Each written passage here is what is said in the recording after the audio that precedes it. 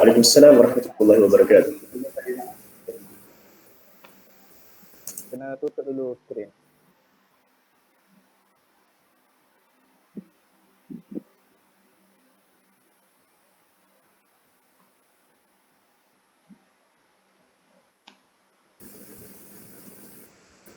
Share screen ya tuan? Kena tutup skrin ni baru saya boleh share. Left dulu. Okay. Baik.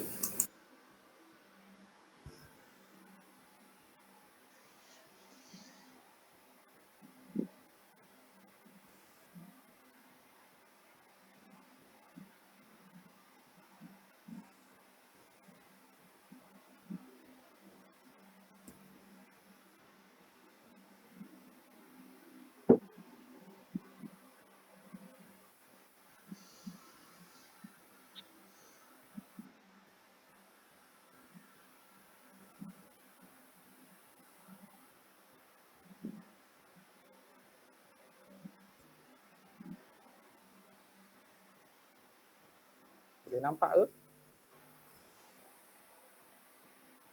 Nampak.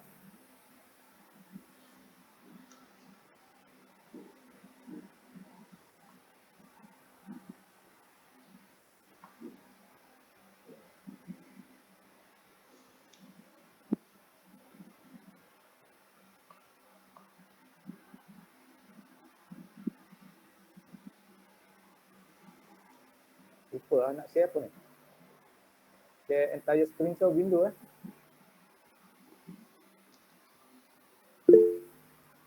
Lupa. So, Share entire screen pun tak apa tuan? entire screen Ya betul.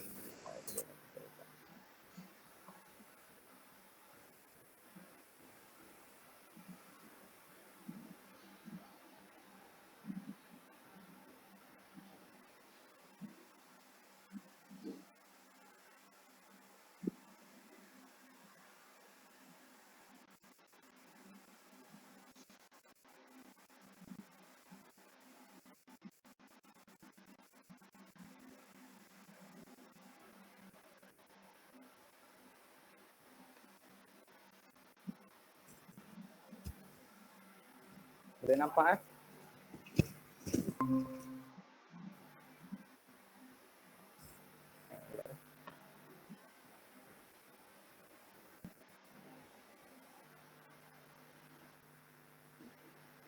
Okey, Assalamualaikum warahmatullahi wabarakatuh. A'udzubillahi minasyaitonirrajim. Bismillahirrahmanirrahim. Alhamdulillahirabbil alamin wassalatu wassalamu ala asyrafil anbiya'i wal mursalin wa ala alihi wa sahbihi ajma'in. Terima kasih kepada saudara pengacara majlis yang dihormati Encik Azam Johari, pengarah Dewan Bahasa dan Pustaka Wilayah Timur. Yang dihormati Encik Ikram Fadli Hussein, penolong pengarah Dewan Bahasa dan Pustaka Wilayah Timur. Ustaz Wan Ahmad Ikmal, Ketua Pusat Kurikulum KIAS. Tuan Siti Mastazah Miaton sebagai penyelaras KFSB. Saudara Faris Hilmi, pengerusi Barisan Pensyarah dan juga pelajar-pelajar peserta sekalian. Alhamdulillah, syukur kepada Allah Subhanahu Wa Taala kerana Allah Subhanahu Wa Taala telah memberi kelapangan waktu kepada kita hari ini untuk sama-sama hadir dalam bengkel penulisan sajak dan juga deklamasi sajak hari ini. Baik. Sama sekali saya mengucapkan ribuan terima kasih kepada KIAS kerana sekali lagi memberi peluang kepada saya untuk sama-sama berkongsi lah kan. Tahun lepas dah sekali, tahun ni lagi sekali. Jadi terima kasih banyak-banyak terutama kepada Kelab lah dan juga KIAS dan juga Dewan Bahasa dan Pustaka Wilayah Timur. Okey, saya diberi masa untuk sesi yang pertama ni lebih kurang setengah jam sahaja sebab 10.30 nanti kita perlu rehat. Jadi saya fokuskan kepada satu slide yang ringkas sahaja. Kenapa? Kerana sepatutnya slide ini saya berkongsi pada akhir kan. Tetapi oleh sebab saya fikir bila saya berkongsi pada waktu akhir nanti, bagaimana kita nak menghantar sesuatu karya, Saya takut nanti tak sempat kan, sebab tengah hari nanti masing-masing nak keluar masak, korang semua nak pergi pasar semua. Jadi saya ambil yang terakhir dulu, saya bawa ke pagi ni. Tajuk pada pagi ini adalah tembus media.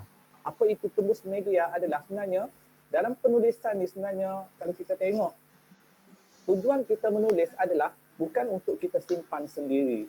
Tujuan kita menulis adalah untuk kita berkongsi kepada masyarakat, untuk berkongsi kepada khalayak pembaca. Kalau kita hanya menulis kadar simpan di rumah, benda itu tak akan jadi apa-apa kan. Saya mula menulis pada tahun 2001 sebenarnya. Pada 2001 sekarang lebih kurang kalau masuk 2021 sekarang ni, sudah 20 tahun saya menulis kan. Daripada peringkat awal dulu saya menulis kan, saya tulis, contohnya saya naik bas. Kalau zaman dulu naik bas dapat tiket, saya tulis atas tiket.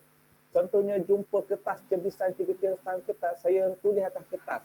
Tapi sampai sekarang saya tak sempat nak salin balik dan nak hantar. Jadi sebenarnya kalau boleh saya nak ambil satu masa nak salin balik apa yang saya tulis dulu kan. Jadi bila kita dah salin balik, tujuannya adalah untuk kita hantar kepada media kan. Kalau kita tak hantar media, rugilah kita tak berkongsi. Maksudnya apa yang kita buat tidak akan sampai kepada khalayak pembaca.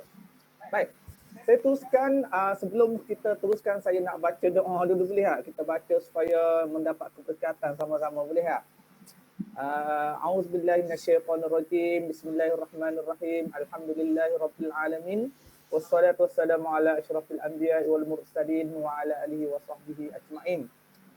Ya Allah, Ya Aziz, Ya Ghaffar, pada hari yang berbahagia ini kami menadahkan tangan pengharapan, memohon ihsan dan rahmat-Mu agar kami dianugerahkan kesejahteraan.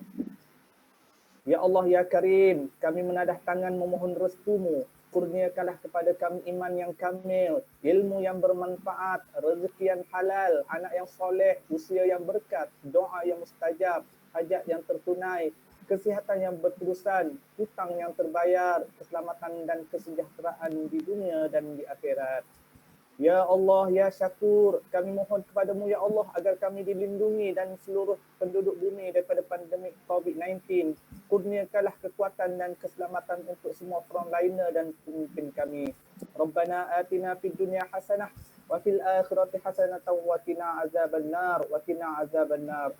Wa sallallahu ala sayyidina Muhammad wa ala alihi wa sahbihi ajma'in. Walhamdulillahi rabbil alamin. Amin amin ya rabbal alamin. Baik, kita teruskan kepada slide kita iaitu jenis-jenis media. Lepas ini kita akan belajar menulis sajak. Sebelum kita menulis sajak sebenarnya kita kena kenal pasti apakah media-media yang berpotensi untuk menyiarkan sajak kita. Okey, ada banyak sebenarnya. Saya telah senaraikan lebih kurang ada 5 tempat untuk kita berkongsi. Apa dia?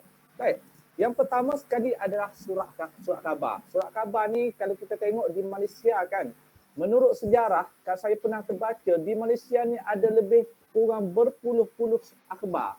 Berpuluh-puluh surat khabar yang dikeluarkan oleh syarikat kan.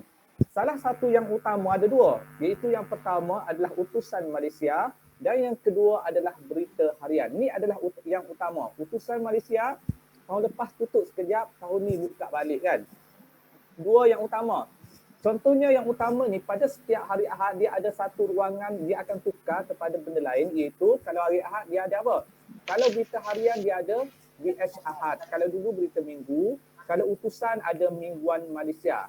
Balik muka surat belakang ada orang ni dia suka belek surat khabar bahagian belakang sebab apa? Sebab dia nak tengok gosip artis sahaja kan, gosip artis. Nemo Is TY ada hubungan dengan Nilofa, contoh, sukalah orang baca benda-benda macam tu kan. Faris Helmi bercinta dengan Mira Filzah dah kahwin. Nak suka kan? Kita suka macam tu. Jadi sebagai seorang penulis, kalau boleh kita bolehlah nak baca benda-benda gitu kan. Kalau boleh kita baca benda-benda yang bermanfaat, yang boleh memberi ilmu kepada kita. Salah satunya adalah ada satu ruangan sastra dan budaya. Dalam satu ruangan sastra dan budaya, dia siarkan yang dinamakan sebagai cerpen dan juga puisi. Boleh hantar surat khabar, berita harian ataupun utusan Malaysia. Yang kedua boleh hantar kepada majalah. Banyak majalah ada di dunia ni kan. Di Malaysia ni ada banyak. Boleh hantar. Juga boleh hantar kepada kumpulan cerpen. Ada orang kalau kita tengok sekarang ni sudah menjadi trend, dia buat secara perkongsian penerbitan. Sebagai contoh, kita ada kelab kan, kelab KSSB kan. Contohnya kita berpakat ahli-ahli kelab kita, contohnya ada 10 orang. Ada 10 orang, seorang tulis 2 buah cerpen. Seorang tulis 2 buah cerpen. Kalau 10 orang, sudah jadi apa? Sudah jadi 20 cerpen dan kita terbitkan dalam satu buku yang dinamakan sebagai antologi cerpen. Boleh berpakat. Contohnya sekarang ni ada orang ingat nak terbit buku ni mahal kan? Sebenarnya murah saja. Contohnya kita nak cetak 500 buah. 500 buah, sekarang ni harga pasaran kalau kita cetak banyak cuma lebih kurang RM5 saja. RM5. RM5 sebuah. Contoh RM5, kita nak cetak 500. 500 darab dengan RM5 sama dengan RM2,500. 2,500 kita ada 10 orang kan? Ada 10 orang. 2,500 bahagi dengan 10 adalah bersamaan dengan RM250 seorang sahaja berkongsi. Okey, dapat 500 buah buku bahagi 10 orang. 500 bahagi dengan 10 sama dengan berapa? 500 bahagi dengan 10, apa ni? Saya ni 500 bagi 10. Tolong kira. Saya matematik fail ni. Berapa 500 bagi 10? 50. Aisyah. 500 bagi 10 berapa?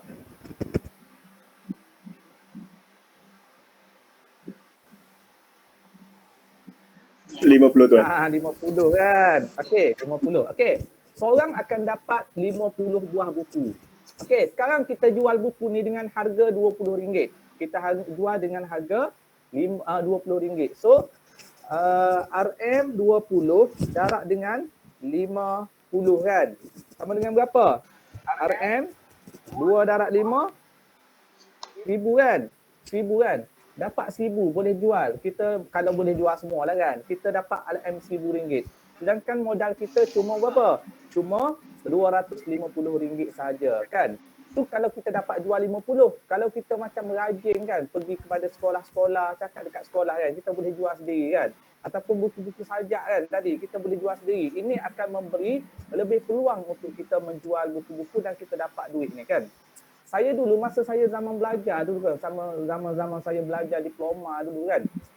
Assignment, ada orang kalau dia buat assignment dia tiru. Masa zaman dulu belum ada internet lagi, tiru kawan, pergi tiru buku di internet kan, di library kan. Saya buat sendiri. Saya tak tiru, terutama yang berkaitan dengan contoh-contoh yang mata pelajaran wajib universiti kan, contohnya yang berkaitan dengan sains sosial dan sebagainya.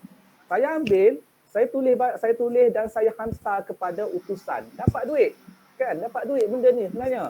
Dan benda inilah boleh menampung kehidupan kita di asrama ataupun di rumah sewa nanti. Okay, itu adalah antologi. Yang terakhir sekali adalah media digital, contohnya ataupun media sosial kan.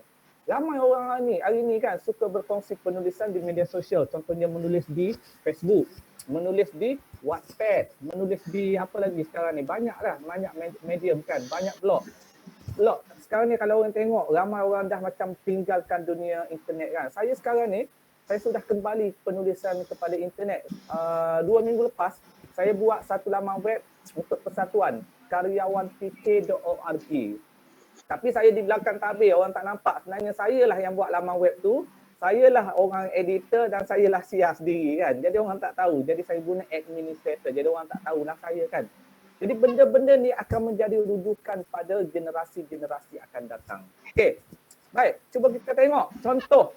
Contohnya kalau kita hantar karya kita, cerpen kita, puisi kita kepada majalah Selangor Kini kan. Selangor Kini, negeri Selangor. Sebenarnya walaupun negeri Selangor, dia turut menerima karya-karya daripada penulis-penulis negeri lain. Contohnya kita daripada Kelantan, hantar kepada Selangor Kini.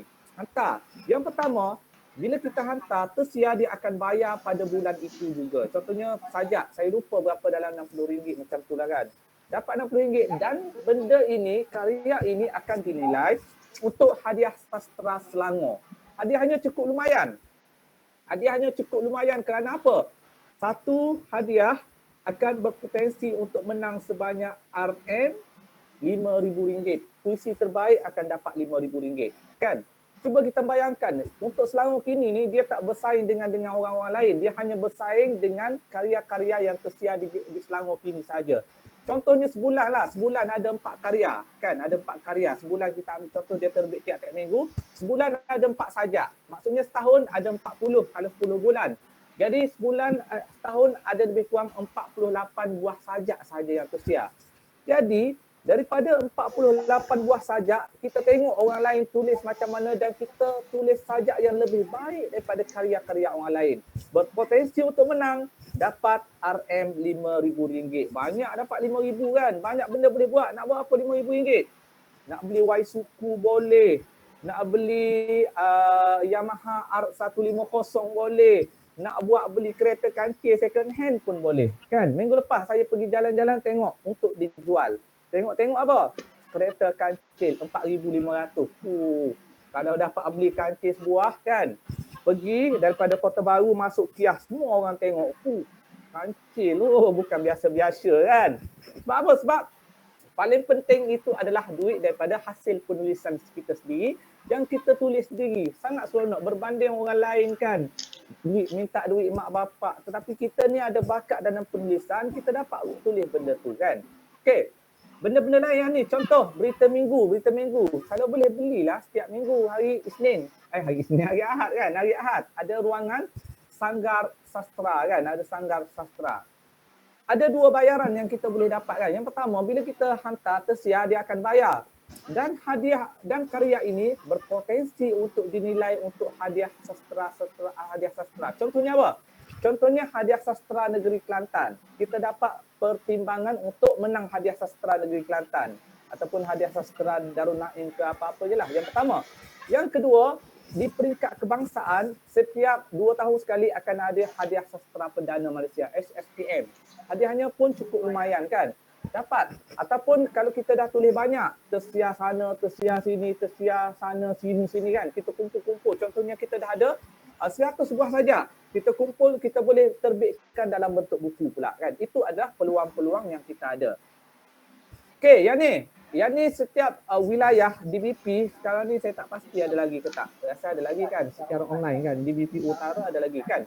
Ada satu akhbar yang dinamakan sebagai Jendela Utara. Kalau Timur, Jendela Timur kan, Jendela Timur. Boleh ambil secara percuma, bukan dibayar. Yang ni percuma. Pergi di BP Wilayah Timur kalau ada lah kan. Pergi minta kat sana ada jendela Timur kan. Yang ni boleh kita hantar macam-macam. Nak hantar esei boleh, nak hantar sajak boleh, nak hantar cerpen pun boleh. Yang penting, apa yang penting? Ambil, baca dulu, tengok ruangan tu. Maksudnya kalau kita tengok cerpen ataupun kita tengok sajak, berapa ruangan yang diperuntukkan kan? Tengok ruangan tu. Contohnya cerpen panjang macam mana? Kalau sajak panjang macam mana? Tengok ruangan dia sangat terhad. Kalau kita hantar sajak sampai 100 baris, memang tak akan tersia lah kan. Jadi kalau nak tersia, terbit dalam buku sendiri. Kalau kita nak hantar kepada Jendela Timur dan sebagainya, kena tengok ruangan dia kan. Kena tengok ruangan dia panjang macam mana kan. Okay, ini adalah ruangan cerpen. Ruangan cerpen. Nampak tak? Saya pun tak berapa nak nampak lah kan. Cermin pun baru buat semalam sebab power dah naik. Sejak PKP ni power naik. Kenapa? Malam-malam baca dalam gelap. Tu bahaya jadi penulis ni kan. Baca dalam gelap. Bahaya kan? Okey. Seterusnya, yang ni saya tak pasti ada lagi ke tak. Yang ni majalah baru ni, majalah Kanta. Kanta ni, majalah Kanta adalah majalah berbahasa Melayu politik yang berbahasa Melayu yang berkaitan dengan politik, ekonomi dan sosial yang dicetak secara bulanan. Dulu ada, saya pernah tengoklah dulu kan. Kalau nak hantar cerpen lebih kurang 1,000 hingga 1,500 patah perkataan. Email saja editorkanta@gmail.com kan. Boleh hantar ke sana kalau berminat lah kan. Okey.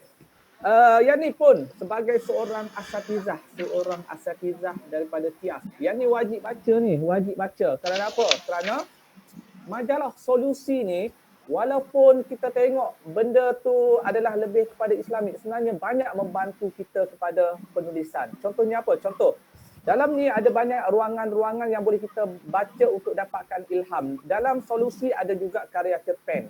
Sajak dulu ada, sekarang saya tak pasti. Boleh tengok, boleh baca. Saya suka Solusi sebab apa? Dia punya kertas licin. Dia kertas licin jadi macam menarik lah dan berwarna-warni kan. Mingguan Wanita Mingguan wanita kan, kalau kita tengok, aku lelaki, boleh tak? Boleh ke? Boleh, sebenarnya tak ada masalah. Mingguan wanita, saya dulu, zaman-zaman dulu, lebih kurang 10-15 tahun dulu, saya suka hantar mingguan wanita. Tetapi saya suka guna watak. Kalau saya tulis cerpen, saya gunakan watak aku tu sebagai wanita kan. Saya suka macam watak-watak tu watak wanita. Jadi bila orang baca ni, orang beranggapan bahawa penulis tu wanita. Sebenarnya saya adalah seorang lelaki kan. Jadi kena tengoklah mingguan wanita, kena tengok apa yang ada dalam tu, baca dan barulah boleh tengok apa yang ada. Okey, yang ni adalah Azam ada bagi tahu tadilah majalah-majalah terbitan Dewan Bahasa dan Pustaka banyak. Paling penting apa? Sebagai seorang penulis, calon penulis yang berusia 40 tahun ke bawah, boleh tengok majalah Tunas Cipta kan?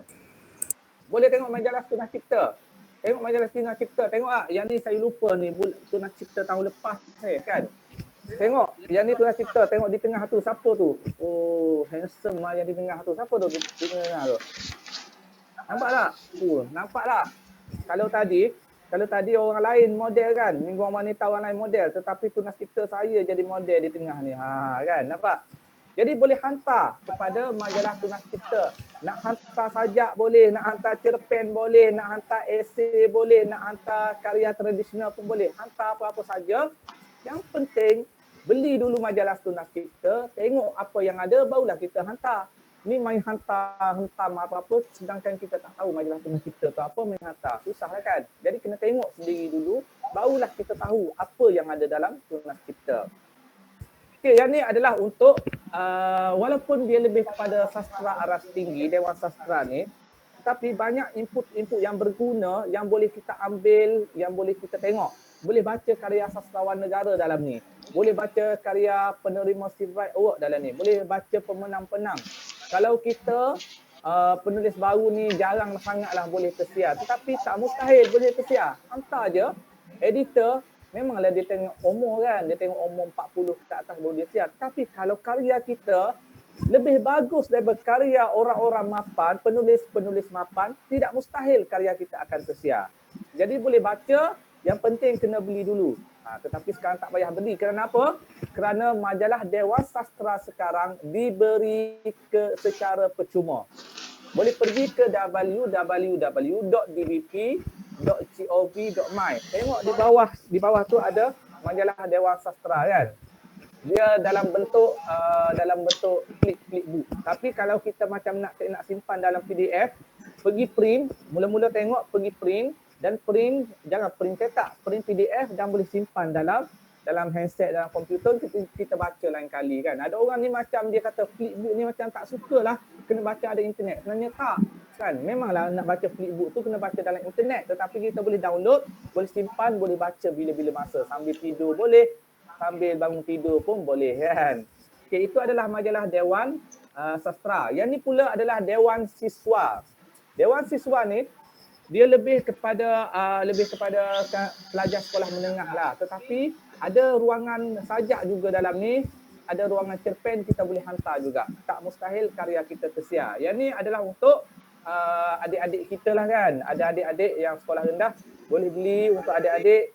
Kita sebagai abang-abang ni kan, kita dapat beasiswa ke, dapat PTPTN ke, dapat beasiswa kerajaan negeri ke, dapat duit sikit, belilah majalah Dewan Pelajar. Bagi pada adik-adik baca supaya banyak benda-benda yang kita boleh belajar daripada Dewan Pelajar ni kan. Okey, Dewan Budaya. Dewan Budaya pun ada juga ruangan cerpen. Boleh hantar, ada ruangan sajak. Tetapi kita tengok, kalau kita tengok Tunas Cipta dan Dewan Sastra tadi, dia lebih kepada sastra dan boleh juga kepada umum. Tetapi kalau untuk Dewan Budaya, sajak-sajak kita perlulah lebih fokus kepada yang berkaitan dengan budaya kan. Dulu depan kias ada apa? Ada masjid Kampung Laut kan. Tulislah pasal masjid Kampung Laut. Tulis sajak berkaitan dengan Kampung Laut, daripada tempat asal pergi ke kias, lepas tu balik tempat asal balik kan. Ataupun contohnya kita pergi ke Kota Baru. Kita pergi Kota Baru tengok museum.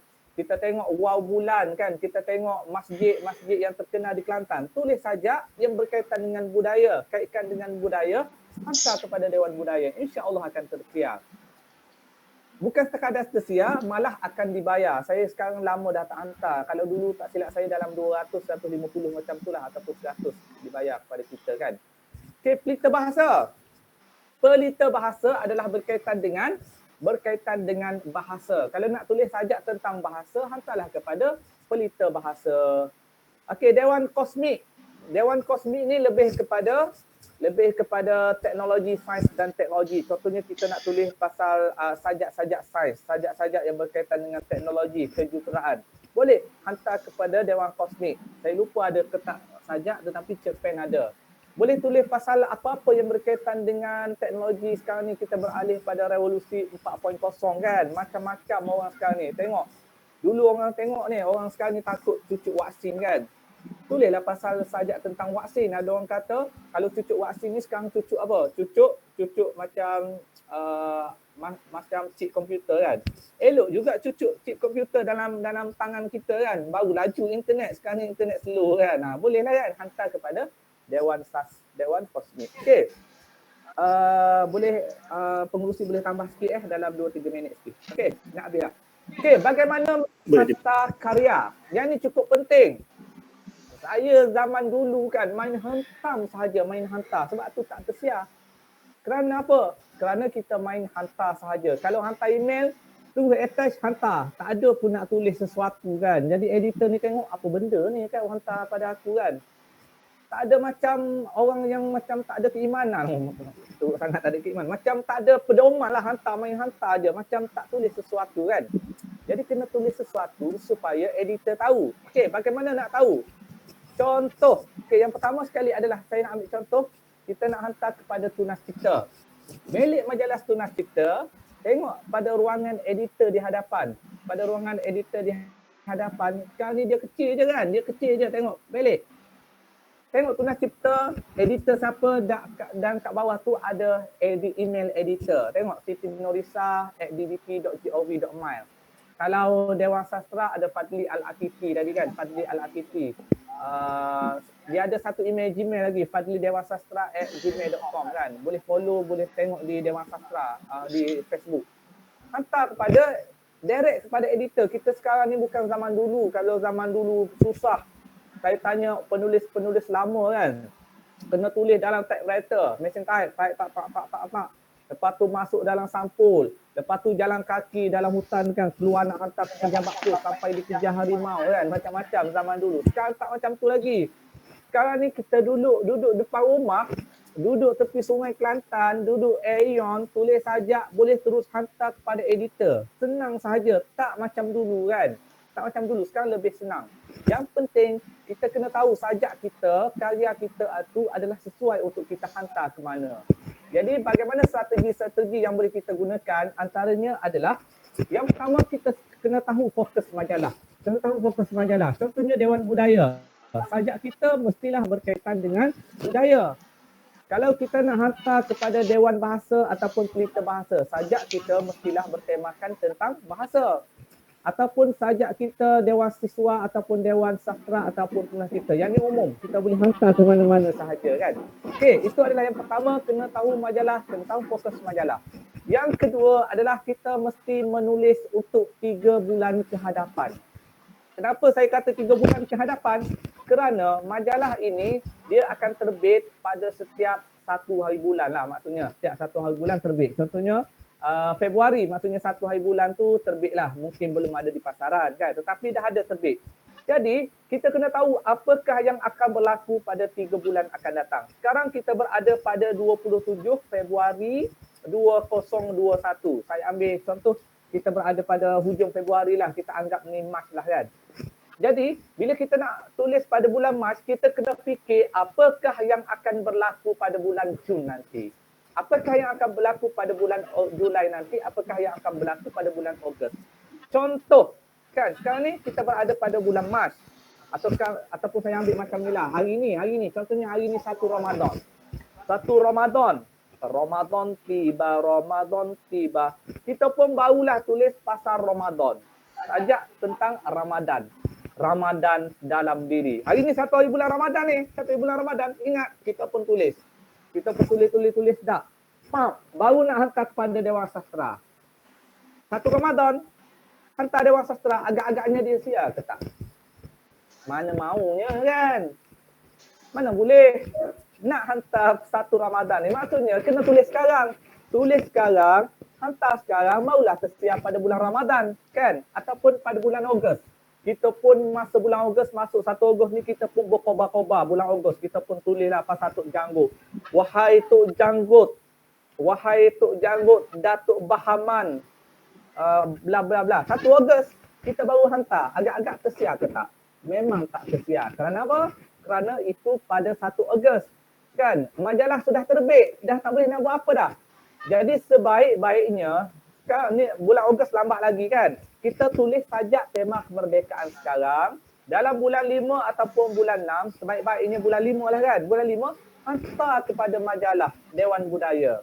Barulah tersiar pada bulan Ogos. Itu adalah yang sebaik-baiknya. Maksudnya, kita kena fikir, kena tengok kalender, apakah yang akan berlaku 3 bulan akan datang. Saya ambil contohlah bulan Mei. Bulan Mei ni saya rasa dah lewat lah, dah hantar kan. Saya ambil contoh, bulan Mei ada banyak benda peristiwa. 1 Mei ada apa? 1 Mei adalah Hari Pekerja. 1 Mei adalah Hari Pekerja. 11 Mei ada apa? Hari Jururawat lah. 12 Mei Hari Belia. 16 Mei Hari Guru. Macam-macam. Hari Ibu lah kan. Jadi kita janganlah tunggu pada masa akan datang. Tulis sekarang untuk 3 bulan akan datang, barulah kita tahu apakah yang akan berlaku. Baik. Dan yang terakhir sekali, paling penting adalah kita perlu mempunyai stok karya yang tersendiri. Kerana apa? Kerana kita tak tahu apa-apa berlaku pada masa akan datang. Contohnya tiba-tiba kawan kita nak terbit buku sajak, nak buat antologi sajak. Kita dah ada dah, kita dah hantar, boleh hantar sahaja. Ataupun tiba-tiba Dewan Bahasa dan Pustaka Wilayah Timur tulis buat sayembara. Sayembara menulis sajak tema kemerdekaan. Tarikh tutup 1 Jun kan, sebab nak lancar Ogos kan. Kita dah ada dah sajak kita. Kita boleh hantar ke mana-mana ya kan. Ataupun bila kita dah ada stok karya yang banyak, kita boleh macam contohnya kita hantar Dewan Sastera. Dalam 6 bulan tak tersiar. Kita ambil, hantar kepada lain pula. Buat yang lain, maksudnya kita macam rotate pusing sana pusing sini. Sampailah kalau kita dah ada 30 karya, 30 karya semua akan tersiar. Boleh? Okey. Alright, yang ni adalah yang terakhir, format karya. Yang ni adalah format penting. Yang pertama sekali mesti menulis dalam Microsoft Word. Kerana apa Microsoft Word? Kerana inilah semua editor akan terima email dan dia akan terima dalam Microsoft Word. Janganlah save dalam PDF. Nanti editor terima dalam PDF, dia nak copy paste ni susah. Kadang-kadang PDF ni ada yang boleh copy, ada yang tak boleh nak copy kan. Jadi sebaik-baiknya adalah dalam Word. Yang kedua adalah dalam kertas A4, saiz kertas A4. Janganlah buat A5 kan. Sebab apa? Sebab editor ni bila kita buat dalam kertas A4, dia akan tahu kepanjangan. Dia tengok macam A4 ni ada 8 muka surat. Dia dah tahu dah. Maksudnya boleh muat tak untuk ruangan cerpen. Ataupun muat ruangan sajak. Okay, font mestilah menggunakan Times New Roman ataupun Arial. Times New Roman ni adalah umum kan. Arial pun adalah umum. Sebaik-baiknya guna ni je. Janganlah guna candana lah, apa-apa benda-benda yang pelik-pelik kan, benda-benda yang pelik-pelik sampai orang lain tak boleh, editor tak boleh nak buka kan. Okay, font size adalah 12 dan yang paling penting adalah double spacing. Kerana apa double spacing? Kerana editor ni kita tengok, editor ni bukan umur 20-an. Kita tak tahu editor tu umur berapa. Ada editor ni umur 20-an, masih muda lagi. Ada yang 30-an, ada 40-an, ada 50-an. Kalau editor yang 50-an, kita bagi font size 8. Memang tak buka lah kan. Dia buka-buka tengoklah tak nampak. Dia pun terus buat tepi kan. Sebab apa? Sebab dia macam tak berapa nak nampak. Itulah akan membahayakan. Karya kita sudah baik, sajak kita sudah baik, tetapi bila kita tak ikut format yang sesuai, editor tak akan siarkan.